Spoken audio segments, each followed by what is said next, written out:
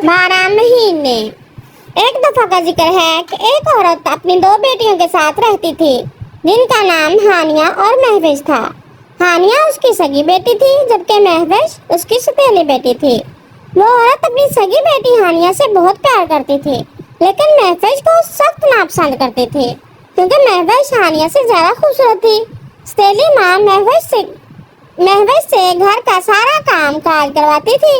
महविश सारा दिन खाना पकाती, सफाई करती और कपड़े सीती थी। इसके अलावा महविश गाय को चारा खिलाती और उसकी देखभाल भी करती थी। हानिया घर का कोई काम न करती और हर वक्त सजती संवरती रहती थी।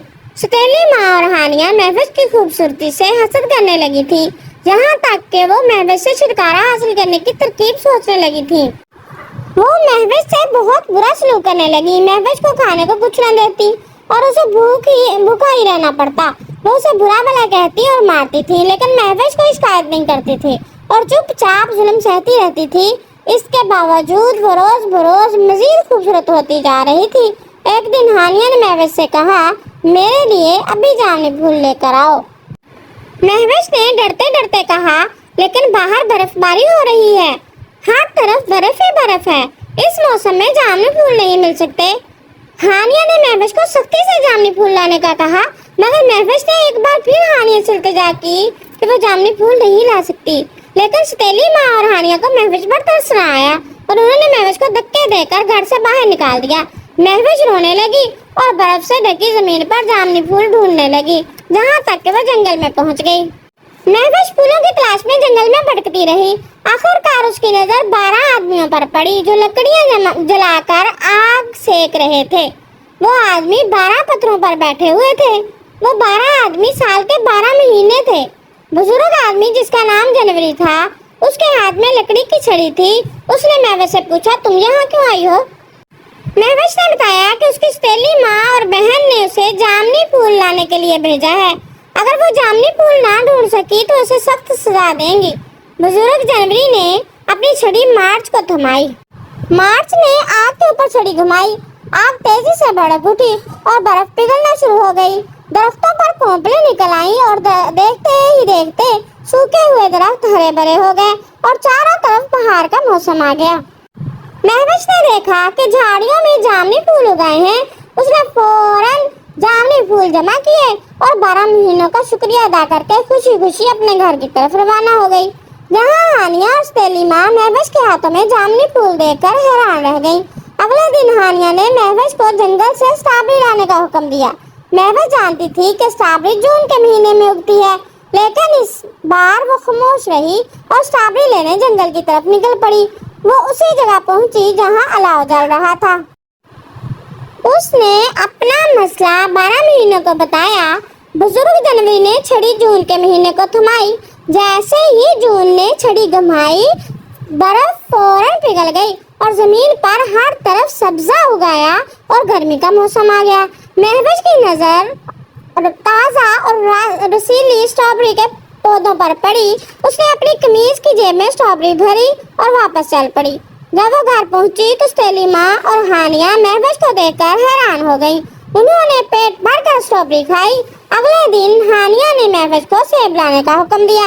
महविश ने मिन्नत समाजत की, लेकिन हानिया पर कोई असर न हुआ। महविश आंसू बहाती हुई जंगल पहुंच गई। महविश को देखकर बुजुर्ग जनवरी ने पूछा कि वो क्यों उदास है। जब महविश ने उन्हें सब बताया तो बुजुर्ग जनवरी ने अपनी छड़ी सितंबर के महीने को थमाई। सितंबर ने छड़ी आग पर घुमाई और बर्फ पिघलना शुरू हो गई और खजां का मौसम आ गया। महविश ने सुर्ख सेबों से लदे दरख्त से 2 सेब तोड़े। उसने महीनों का शुक्रिया अदा किया और सेब लेकर घर वापस लौट आई। हानिया ने महविश से पूछा, तुम्हें ये सेब कहाँ से मिले? महविश ने बताया कि पहाड़ की चोटी पर बहुत ज्यादा सेब के दरख्त हैं। हानिया सिर्फ 2 सेब लाने पर महविश को डांटने लगी। सौतेली माँ और हानिया को सेब बहुत पसंद आए और वो ज्यादा सेब खाने का लालच करने लगी। हानिया ने अपना गर्म कोट पहना और सेब लेने चल पड़ी। हानिया 12 महीनों से मिली और बुजुर्ग जनवरी से बदतमीजी से पेश आई। बुजुर्ग जनवरी ने गुस्से से छड़ी घुमाई। आसमान पर अंधेरा छा गया और बर्फबारी शुरू हो गई। हानिया घर का रास्ता भूल चुकी थी और बर्फ के ढेर में दब गई। सौतेली माँ घर पर हानिया का इंतजार कर रही थी। جب کافی دیر تک ہانیہ نہیں لوٹی تو وہ اس کی تلاش میں نکل پڑی۔ جنگل میں برف پڑ رہی تھی اور ٹھنڈی ہوائیں چل رہی تھی۔ مہوش نے سہیلی ماں اور بہن کا بہت انتظار کیا، لیکن وہ دونوں واپس نہ آئی۔ دونوں سردی کی تاب نہ لا کر مر گئی تھی۔ کچھ عرصے بعد مہوش نے ایک نیک دل آدمی سے شادی کر لی اور دونوں ہنسی خوشی اس گھر میں رہنے لگے۔ اخلاقی سبق: لوگوں سے خوش اخلاقی سے پیش آؤ۔ علی ایک بدتمیز لڑکا تھا۔ ایک روز امی نے اسے سمجھایا کہ ہمیشہ خوش اخلاقی سے پیش آنا چاہیے۔ پھر امی نے اسے ایک اسلامی واقعہ سنایا کہ مکہ میں ایک بوڑھی عورت ہمارے پیارے نبی صلی اللہ علیہ وآلہ وسلم پر روزانہ کوڑا کرکٹ پھینکا کرتی تھی۔